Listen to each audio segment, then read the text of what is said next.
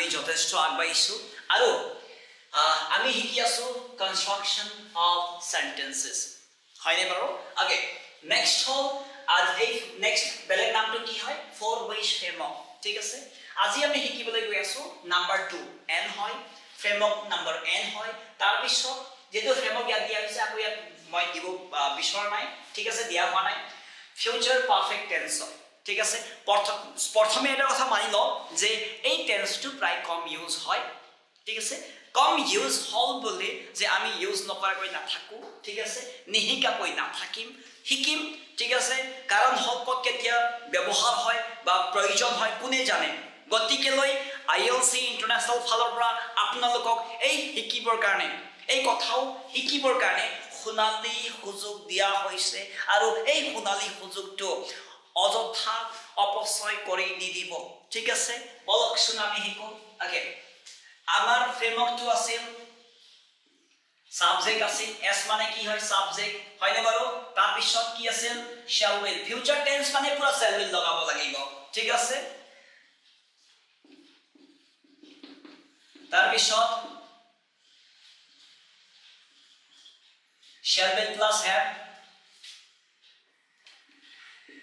তাৰ পিছত আমাক কি লাগিব পারফেক্ট টেন্স মানে হল v3 দ্যাটস কনফার্ম ঠিক আছে হেল্পিং ভার্ব ইফালে হিপালে হ'ব পাৰে কিন্তু v3 কনফাৰ্মেশন ঠিক আছে কনফাৰ্ম লাগিবই তাৰ পিছত আমাক কি লাগিব object next subject shall will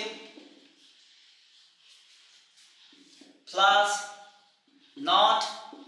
plus have plus v3 plus object next আমি হিকিম প্ৰশ্নবোধক পজিটিভ কোৱেশ্চন কি আহিব প্ৰথমে shall will তাৰ পিছত সাবজেক্ট তাৰ পিছত have তাৰ পিছত v3 plus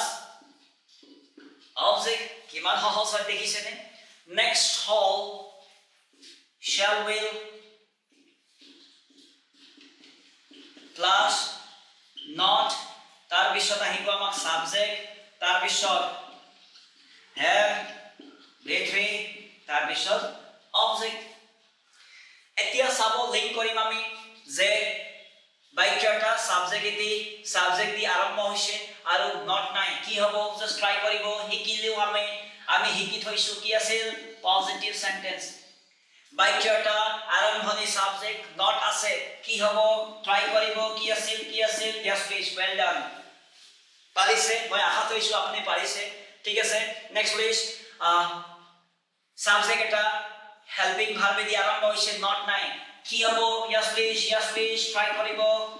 হা পিক ইউ হয়নে বাৰু ঠিক আছে খুব সহজ next please next shall will তাৰ পিছত not আছে সাবজেক্ট দ্যাট মিন্স হ'ব কি হ'ব মই আশা কৰো আপোনালোকে পাৰিছে কাৰণ হল আমি যথেষ্ট শিকি আহিছো ইংৰাজী শিকাৰ পথত আমি যথেষ্ট আগবাঢ়িছো মন দিব ঠিক আছে এতিয়া আপুনি ইংৰাজীত কেঁচা হৈ থকা নাই ইংৰাজীত লাহে লাহে গৈ আপুনি অলপ মেচুৰিটি আহি গৈ আছে এতিয়া সেন্টেন্স মেকিংত আমি ধুনীয়াকৈ কানে কৰিম তো বলকচোন ইয়াৰ প্ৰেক্টিকেল ইউজ নো কি হয় এনেতো এই টেন্সৰ ব্যৱহাৰ কম আছে কিন্তু ইয়াৰ মানে এইটো নহয় যে আমি নিহিকাকৈ থাকিম ঠিক আছে ফিউচাৰ পারফেক্ট টেন্স মানে হল ভবিষ্যতে কোনো এটা পার্টিকুলার টাইমত নির্দিষ্ট সময়ত কাম এটা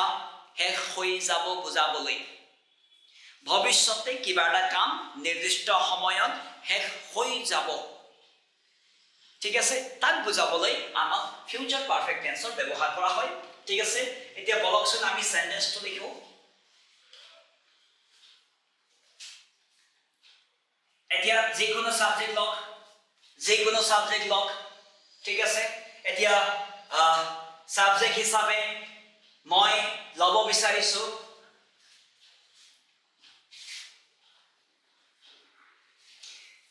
প্ৰীতি ঠিক আছে প্ৰীতি তাৰ পিছত সাবজেক্ট কি লাগিব আমাক ওকে সাবজেক্ট হৈ গল shall will ভিতৰত কি আহিব will মই ইয়াত বাউন্ডাৰীটো দি দিম দেই আগে প্ৰীতি will ঠিক আছে তাৰ পিছত have হৈছেনে প্ৰীতি will have আমাক লাগিব v3 প্ৰীতি will have তাৰ পিছত আমাক লাগিব v3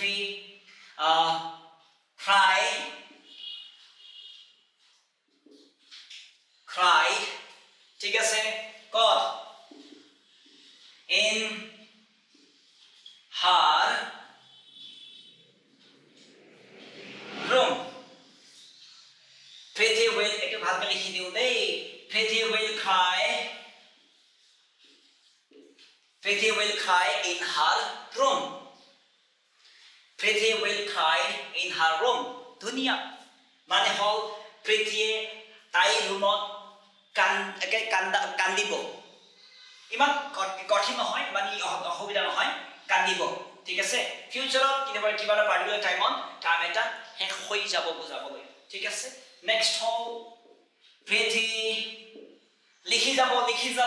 যাব yes please Preeti will not have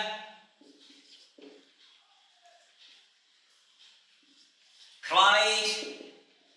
in her room next will Preeti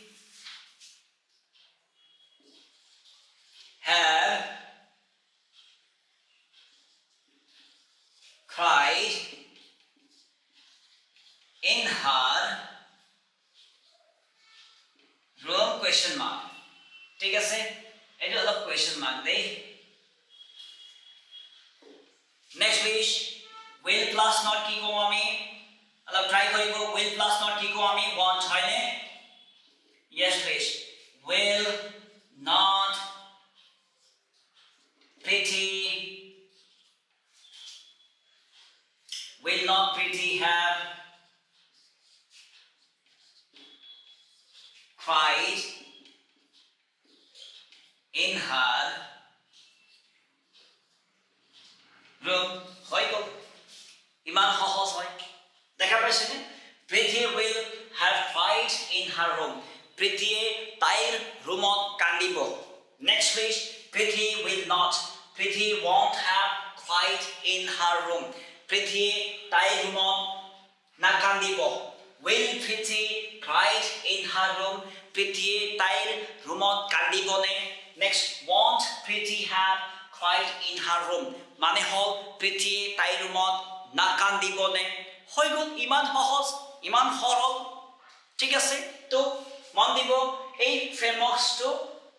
জৰিয়তে আমি কিমান সহজে সেন্টেন্স বনালো এই মতে আপুনি সেন্টেন্স বনাই থাকক ইংৰাজী শিকি থাকক নতুন নতুন ভাৰ্ববোৰ শিকক সেন্টেন্স বনাও প্ৰ্যাকটিস কোৱা স্টাৰ্ট কৰি দিয়ক ঠিক আছে ইয়াকে কৈ মই এই সৰু ভিডিওটো ইয়াতে সামৰণি মাৰিছো ধন্যবাদ